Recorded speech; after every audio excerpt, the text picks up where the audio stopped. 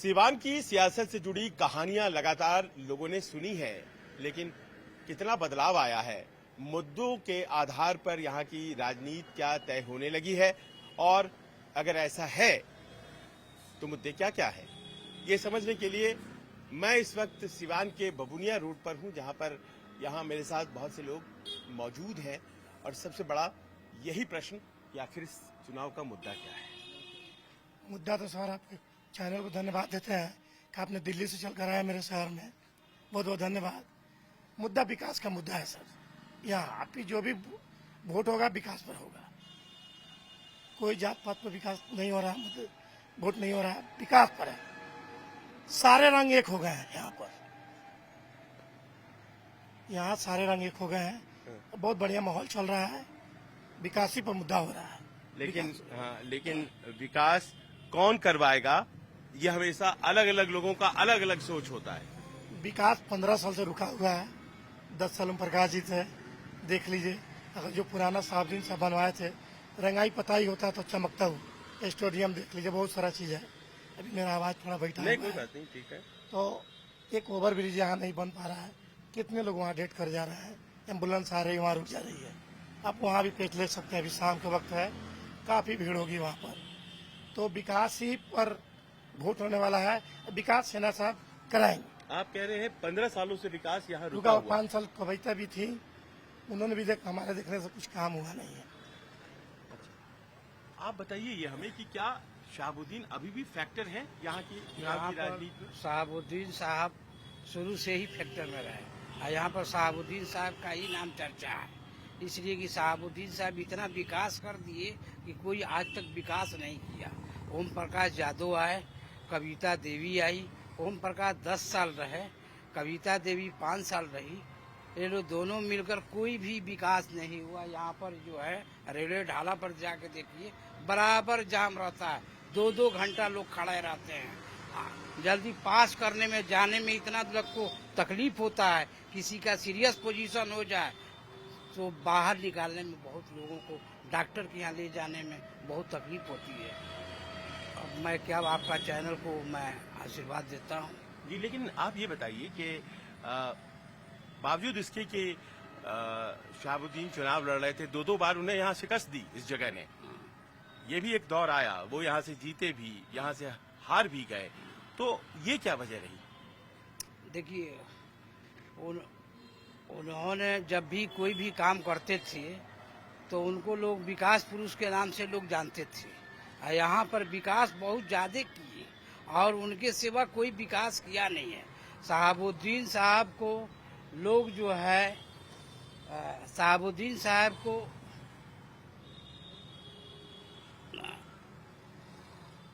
लोग फंसाने लगे इसमें, और फंसाते फंसाते उनको फंसा के दिल्ली भेज दिए, जबकि यहाँ पर विकास रुक गया, सबसे रुका।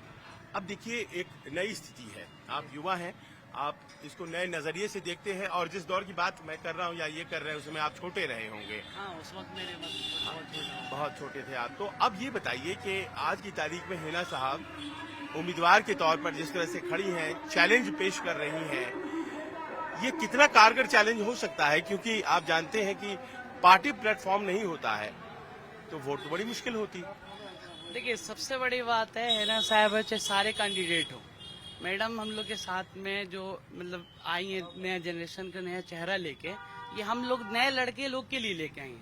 वो एक विकास पुरुष महिला है, क्योंकि उनके हस्बैंड जो हम लोग के शहाबुद्दीन साहब हैं, वो एक विकासी इंसान थे, विकास करते थे। वही मुद्दा वो भी लेके आएंगे। 15 साल हुआ, हम लोग 15 साल पढ़ाई करके अभी जिस प्लेटफॉर्म में खड़े हैं, हम लोगों को जॉब के लिए कोई ऑप्शन नहीं है, अपना बिहार छोड़ के जाना पड़ता है। अगर हमें पढ़ाई करने के बाद से अगर हमें जॉब चाहिए तो हमें सिवान छोड़ के जाना पड़ता है। 10th पास करने के बाद से हमें अगर एजुकेशन चाहिए तो अपने बिहार से हट के जाना पड़ता है, तो सिवान जिला से हट के जाना पड़ता है, क्योंकि हम लोग को वैसे भी एजुकेशन मिल नहीं रहा। MP साहब का इंजीनियरिंग कॉलेज बनाया, मेडिकल कॉलेज बनाया, ग्राउंड बनाया, सारा कुछ उन्हीं का बनाया। आज भी वही है, विकास 15 साल में ना अभी तक हुआ है और ना हमको लगता है कि ऐसे लोग आएंगे कैंडिडेट तो ना हो पाएगा। पर देखिए यहाँ पर इस तरफ आइए, आप आ जाइए, बैठिए, यहाँ बैठिए। पर ये कहा जाता है कि अगर एक कैंडिडेट हिना साहब हैं यहाँ पे, दूसरे कैंडिडेट अवध बिहारी हैं यहाँ पे, और तीसरे कविता जी की जगह विजय लक्ष्मी जी आ गई हैं।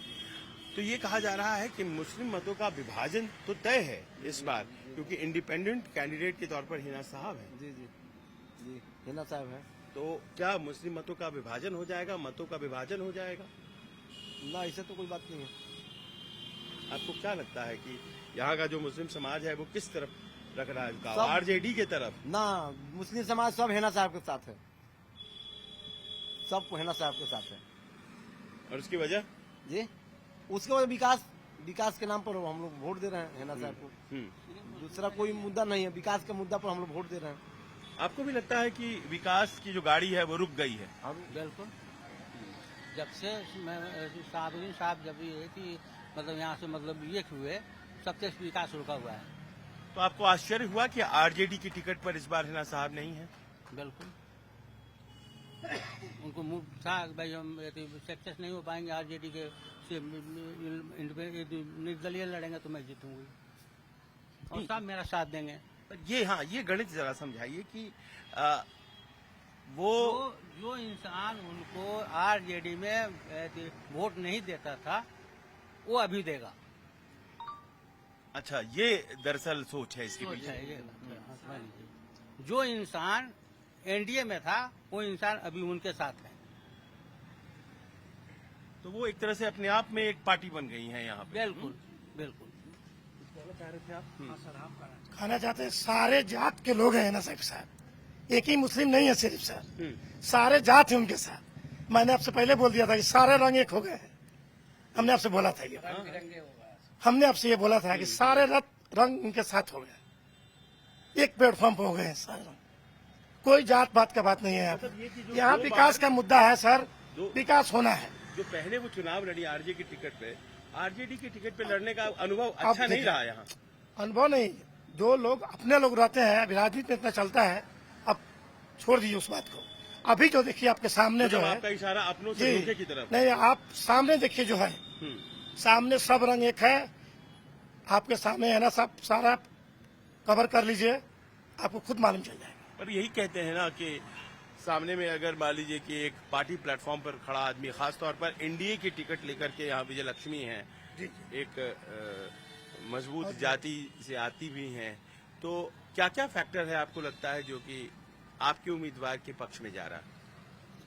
देखिए सर, कहने का मतलब ये है कि हेरा साहब जो है विकास पुरुष महिला हैं, और यहाँ पर जो है वो उनके ऐसा कोई कैंडिडेट नहीं है। और शुरू से 2 बार जो भी खड़ी है, हारी है, जीती है, शुरू से वो लड़ते आ रही हैं।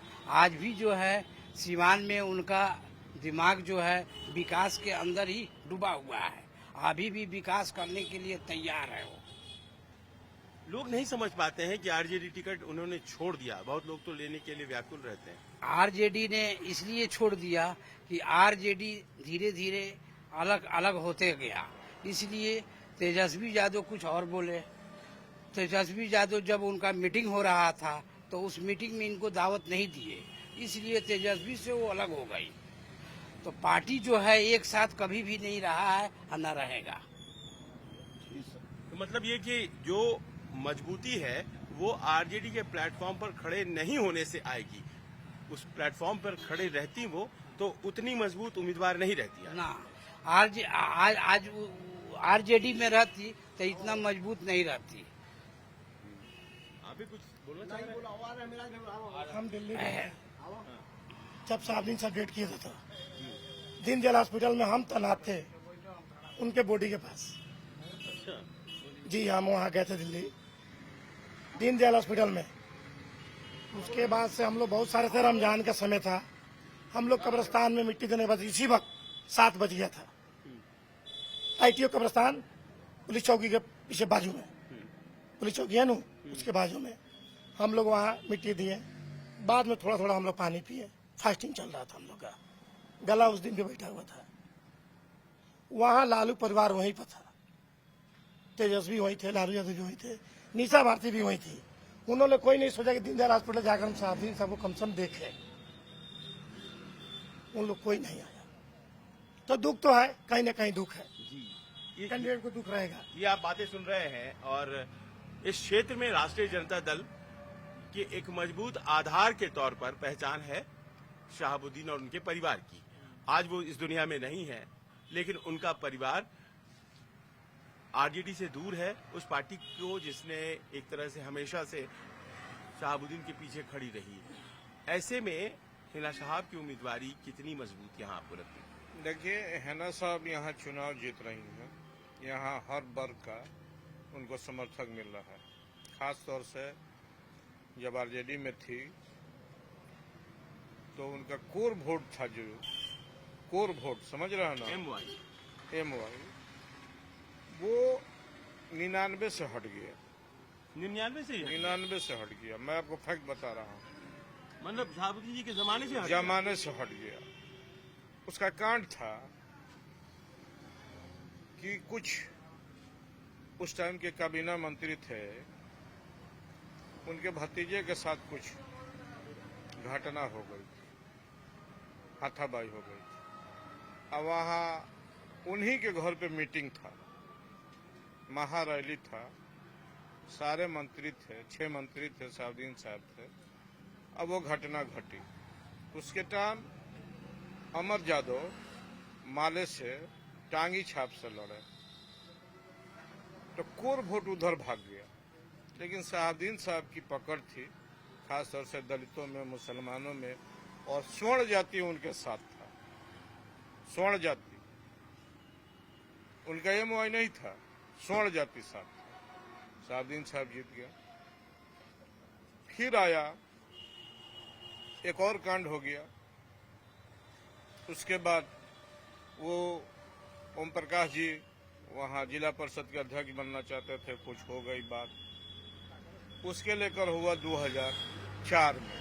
शहाबुद्दीन साहब जेल में थे, लेकिन फिर शहाबुद्दीन साहब की पकड़ थी और स्वर्ण में पकड़ थी, और दलितों में, मुसलमानों, फिर वो चुनाव जेल से जीत गए। कभी भी एमवाई यहाँ नहीं था सीवान में, जबकि शहाबुद्दीन साहब एमवाई के संस्थापकों में से थे, आरजेडी के संस्थापकों में से थे। एमवाई के संस्थापक थे, लेकिन उनके अपने केस में एमवाई काम नहीं करता था। नहीं काम करता था। यही कारण है कि आज हिना साहब भी उस समीकरण पे विश्वास नहीं कर रही। पर्सनल जो वोट था एमवाई समीकरण में, वो आज भी है, इंटेक्ट है, और पहले भी था। ऑल बिहार में हम लोग शहाबुद्दीन साहब के साथ रहते थे, छोटे कार्यकर्ता थे, घूमते थे। तो वो कहते थे, लोग कहते थे कि आपका वोट नहीं मिला, ये है, तो वो कहते थे कि छोड़ो, इससे बात थोड़े है, मेरे बड़े भाई से मेरी बात है। बड़े भाई आदरणीय श्री लालू प्रसाद यादव जी को मानते थे, और मरते दम तक मानते, अंतिम सांस तक। सारे लोग आरजेडी के छोड़ के चले गए, यहाँ तक लालू यादव के साले तक छोड़ के चले गए, बहुत लोग चले गए। आप मीडिया के बंधु हैं, आप जानते ही हैं सब कुछ। बहुत सारे लोग छोड़ गए, यहाँ तक के यहाँ के काबीना मंत्री जो विधानसभा अध्यक्ष हुए, वो भी छोड़ के चले गए लालू यादव को। लेकिन शहाबुद्दीन साहब को आपको बता देते हैं कि 2 बार मौका मिला था मुख्यमंत्री बनने के लिए, लेकिन उन्होंने ठुकरा दिया। आदरणीय श्री लालू प्रसाद को बड़े भाई मानते थे, और मानते हुए ही मर गए।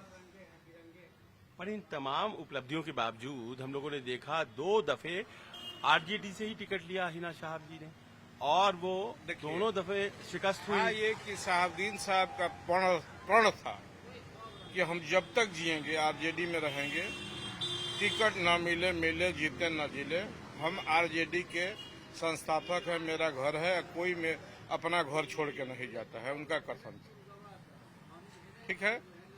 उसके बाद हिना साहब को लगातार आरजेडी के तरफ से, उनके युवा नेतृत्व के तरफ से इग्नोर होते गया। आखिर में मैडम को ये निर्णय लेना पड़ा सिवान की जनता के कहने पर कि आप जनता के टिकट से चुनाव लड़िए। आज वो जनता के टिकट पर चुनाव लड़ रही हैं, और हमें लग रहा है कि जिस तरह से अपार समर्थन उनको हर जाति, हर वर्ग के लोग से मिल रहा है, इस बार सारे रिकॉर्ड टूट जाएंगे। नमस्कार, मैं हूं मानक गुप्ता। अगर आपको हमारा ये वीडियो पसंद आया हो तो इसे लाइक और शेयर जरूर करें और हां, हमें सब्सक्राइब और फॉलो करना ना भूलें ताकि आप देश और दुनिया की कोई खबर मिस ना करें। तो जुड़े रहिए हमारे साथ और देखते रहिए न्यूज़ 24।